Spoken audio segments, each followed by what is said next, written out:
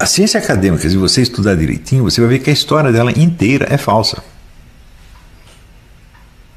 Por exemplo, né? Veja isso aqui.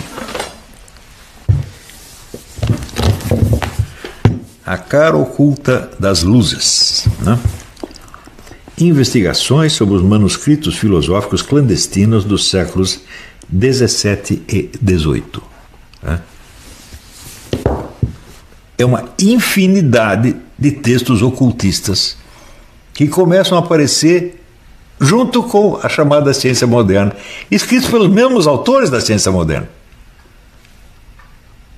Né? Quando fundou a Royal Society, né, que é o templo da ciência moderna na Inglaterra, quem fundou a Royal Society? Um senhor chamado Elias Ashmole, que era um ocultista, alquimista, macumbeiro. Todos eles se dedicaram. Os escritos ocultistas de Newton começaram a aparecer o quê? Faz 30 ou 40 anos. Ficaram escondidos. Por que você tem que esconder essas coisas? Porque você quer criar uma noção falsa, você quer criar uma idolatria, tá certo? De um rótulo embelezador que vai te dar prestígio, poder e dinheiro. A ciência, o que eles chamam de ciência consiste nisso, gente. Qualquer sujeito que alega a autoridade da ciência, né? Qualquer um que alega a autoridade da ciência, é um vigarista, qualquer um. A ciência se caracteriza por não ter autoridade. Né? Se a ciência é uma atividade permanentemente autocrítica, ela nada pode afirmar hoje que ela não esteja disposta a desmentir amanhã. Isto faz parte da definição de ciência. Né? Isso quer dizer, a autoridade da ciência não existe. Se ela tiver autoridade, não é ciência mais. Pior é quando falam de consenso científico. O que é consenso? É número de votos. E você acha que número de votos é um critério científico? Ora, você conhece alguma descoberta científica que foi feita assim por toda uma coletividade e depois eles contaram para um indivíduo? Ou é sempre ao contrário? Gente, a coletividade não tem inteligência, porra. É? Só o indivíduo humano tem. Agora, depois que o sujeito descobriu alguma coisa, contou para milhões, e os milhões saem repetindo, dá a impressão que essa coletividade tem alguma autoridade. Mas nós sabemos que isso é falso, gente. E por que nós continuamos caindo nessa conversa? Então, você, por favor, qualquer um que apareça para você, tem um consenso científico, manda ele calar a boca, dizer, você é um vigarista. Se é um consenso científico, não é científico de maneira alguma. É apenas um número de votos, que pode mudar amanhã ou depois.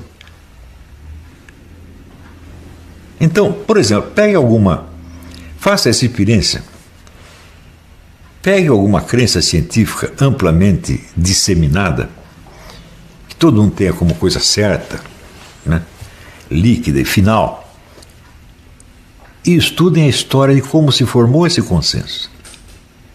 Né? De como foi complicado formar o consenso.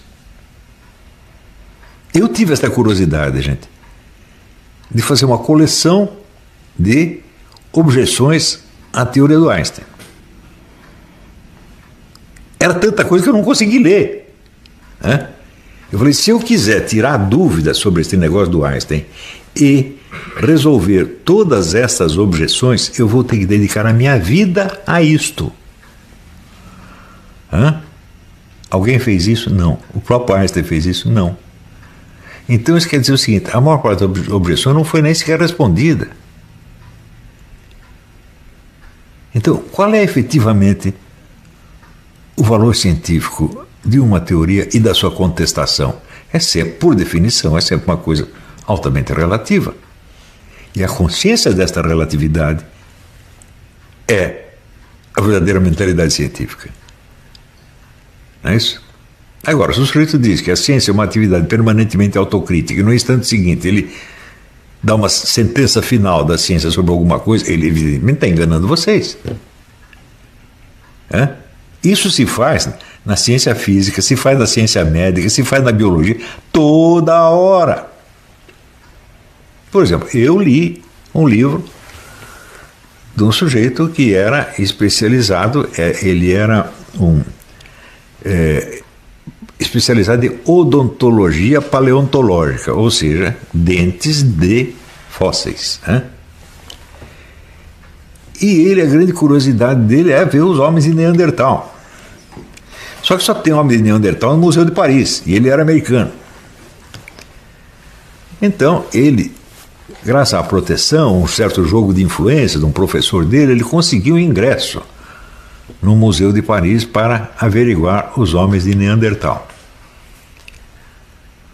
E estava lá, tirou fotografias de todas as arcadas dentárias de todos os homens de Neandertal que tinha no Museu de Paris e chegou à seguinte conclusão: os homens de Neandertal não eram antropóides, eram homens como nós.